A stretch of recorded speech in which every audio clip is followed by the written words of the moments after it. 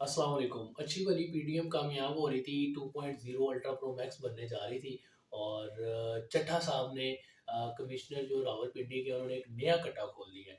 वो कहते हैं कि जी मैं सुबह फजर के वक़्त मैंने सोचा कि मैं खुदकुशी कर लूँ और मैं खुदकुशी करने जा रहा था और एकदम मुझे ख़्याल आया कि मैं हराम की मौत क्यों मरूँ?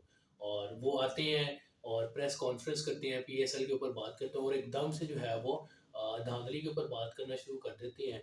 और वो क्या कहते हैं, वो कहते हैं जी कि 70-70 हज़ार की लीड से जो कैंडिडेट्स जीत रहे थे, मैंने उनको हरवाया है। और वो सारी की सारी जब उनसे पूछा गया कि इसके अंदर कौन-कौन मुलविस था, तो उन्होंने सारी ज़िम्मेदारी अपने ऊपर ले ली। और ये तो आधा सच बताया उन्होंने क्योंकि अगर उनका ज़मीर जागा है, अगर हकीकत में हम किसी के ऊपर ये नहीं कह सकते कि इनका ज़मीर नहीं जागा, उनका और अल्लाह का मामला है। लेकिन अगर उनका हकीकत में ज़मीर जागा है तो उन्होंने ना ही किसी एस्टेब्लिशमेंट का ज़िक्र किया, ना ही किसी इदारे का ज़िक्र किया। उन्होंने सिर्फ़ ये कहा कि मेरी ज़िम्मेदारी है, मैंने धांधली करवाई और इसमें इलेक्शन कमीशन और चीफ़ जस्टिस ऑफ पाकिस्तान भी शामिल थे। लेकिन बस प्रेस कॉन्फ्रेंस की, बताया कि जी हमने 70-70 हज़ार की लीड से जो जीत रहे थे लोग, उनको हरवाया है। और चड्ढा साहब का बैकग्राउंड किया है थोड़ी-सी इसके अंदर मैंने जो बातें जानी ये एक जो है ज़मींदार बैकग्राउंड से इनका ताल्लुक है, यानी कि अच्छे खासे ज़मींदार लोग हैं ये। और इनकी फैमिली, इनका ख़ानदान जो है बज़ाहिर नून लीग की जो है वो सपोर्ट में हमेशा रहा है और बड़े ही दलेर बंदे जाने और माने जाते थे। और शहबाज शरीफ की जो हुकूमत थी, शहबाज शरीफ के साथ इन्होंने काफ़ी जो है वो अहम ओहदों के ऊपर काम किया हुआ है। और अब पता नहीं ये कोई कार्ड खेलने की कोशिश की जा रही है। इतना सच उन्होंने बताया कि इलेक्शन कल-अदम करार हो जाए। यानी कि अब पता लग रहा है, नून लीग को भी नज़र आ रहा है, ज़रदारी साहब को भी नज़र आ रहा है कि कुछ यानी कि हालात ख़राब होते नज़र आ रहे हैं। तो ऐसा सोचा छोड़ा गया है या वाक़ईतन एक बंदे का ज़मीर जाग गया और उसने हकीकत बताई है। लेकिन मुझे लगता है कि ये सिस्टम की जो है ना, ये सिस्टम को हिला के रख देगा। ये ऐसा लग रहा है, दिखने में बहुत छोटी-सी बात है कि एक बंदे ने इतराफ़ किया है कि जी मैंने धांधली करवाई है, लेकिन ये सिस्टम के गले की हड्डी बन जाएगा। ये किसी की जान नहीं छोड़ेगा क्योंकि कमिश्नर रावलपिंडी चड्ढा साहब जो हैं, उन्होंने जो हक़ाइक़ बताए हैं, अगर वैसा हकीकत में है, तो सारे मामलात जो हैं वो उल्ट हो जाएँगे। लेकिन दूसरी तरफ डिपेंड करता है कि नवाज़ शरीफ को ज़िद नहीं बना लिया गया। अगर नवाज़ शरीफ को हमारे इदारों ने ज़िद बना ली है कि जी इसी बंदे को प्राइम मिनिस्टर बनाना है, फिर तो आप कुछ भी कहते रहें, पूरी पाकिस्तान में उठ के ये कह देना कि धांधली हुई है, तो नवाज़ शरीफ वज़ीर-ए-आज़म बन ही जाएगा। क्योंकि जो ताकतवर उनके अब्बू हैं ना, उन्होंने अगर सोच लिया, अगर उन्होंने ज़िद बना लिया कि नवाज़ शरीफ को वज़ीर-ए-आज़म बनाना है, तो किसी की गवाही काम नहीं आनी। चीफ जस्टिस भी कह देना कि जी धांधली हुई है, तो मुझे लगता है वो भी गवाही काम नहीं आनी, नवाज़ शरीफ ने वज़ीर-ए-आज़म बन जाना है।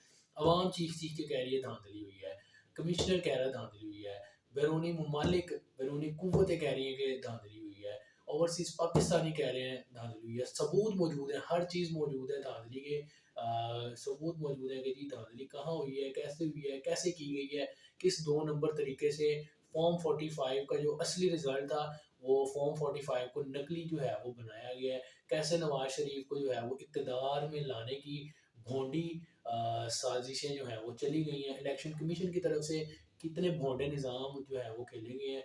वो मैं एक जगह पढ़ा था कि वो कहते हैं कि बल्ले से हारते ना अगर ये, तो शायद इनकी थोड़ी बहुत इज़्ज़त रह जाती। गाजर, मूली, बैंगन, टमाटर, पता नहीं किस-किस इंतखाबी निशान से ये नहीं हारे। और इनका ये हाल हो गया है कि अगर वाक़ईतन अगर लोगों के ज़मीर जागने लग गए और लोगों की नींदें जिन्होंने पाकिस्तान के साथ धांधली की है और करवाई है, अगर उनके वाक़ईतन ज़मीर जागने लग गए, तो ये पाकिस्तान के इदारों के लिए, पाकिस्तान के लिए एक शर्मनाक बात भी होगी क्योंकि हकीकत सामने आती रहेगी।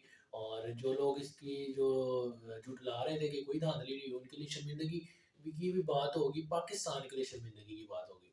और ये गले की हड्डी बन जाएगी। ये अब इसके ऊपर पूरा केस चलेगा और चड्ढा साहब ने अपनी गिरफ्तारी भी दे दी है। उन्होंने कहा कि आप मुझे अरेस्ट करें, मैं इसके अंदर मुलव्विस था और सारी ज़िम्मेदारी मैं अपने ऊपर लेता हूँ।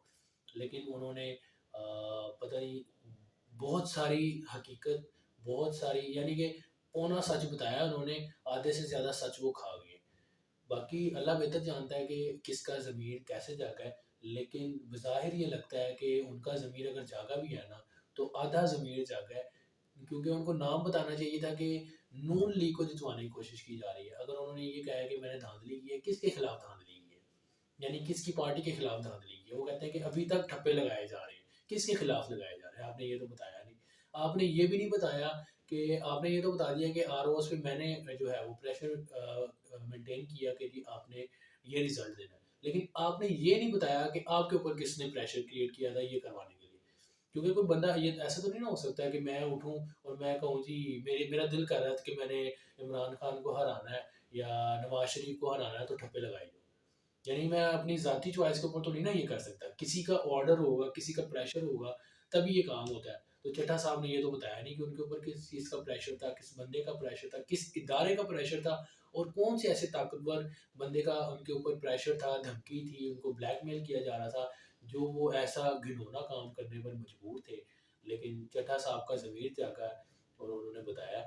और लास्ट में मैं सिर्फ यही कहना चाहूँगा कि अगर वाक़ईतन उनका ज़मीर जागा है, तो बाकी जितने भी लोग हैं उनका भी जागना चाहिए, सीख लेनी चाहिए, एक सबक लेना चाहिए और आगे आगे आके बताना चाहिए कि जी हमने ये बुरा काम किया है और बुरे काम की सज़ा खुद को दिलवानी चाहिए। और अगर चड्ढा साहब अपने आप को सज़ा दिलवाते हैं तो एक पॉजिटिव पॉजिटिव इमेज जो है वो दुनिया के सामने जाएगी और पाकिस्तानियों के सामने भी जाएगी। एक जो बंदा अपनी गलती को एक्सेप्ट करता है वो दिल गुर्दे वाला बंदा होता है। गलती करके उसके ऊपर डटे रहना, नहीं जी मैं गलत हूँ, जैसे हमारे कुछ पाकिस्तानी इदारे हैं, कुछ लोग हैं जो कि मुसलसल लोगों को मारती हैं, पीटती हैं, केसेस बनाती हैं, 2 नंबर तरीके से काम करते हैं, लेकिन अड़े रहते हैं नहीं जी, असी सही हैं, तुसी गलत हो। तो अगर तो अपनी गलती मान कर सुधारने की कोशिश करे इंसान, तो यकीनन ये पॉज़िटिव चीज़ है और हमें बहैसियत मुसलमान और इंसान एप्रिशिएट करना चाहिए जो लोग जो हक के रास्ते पर आते हैं।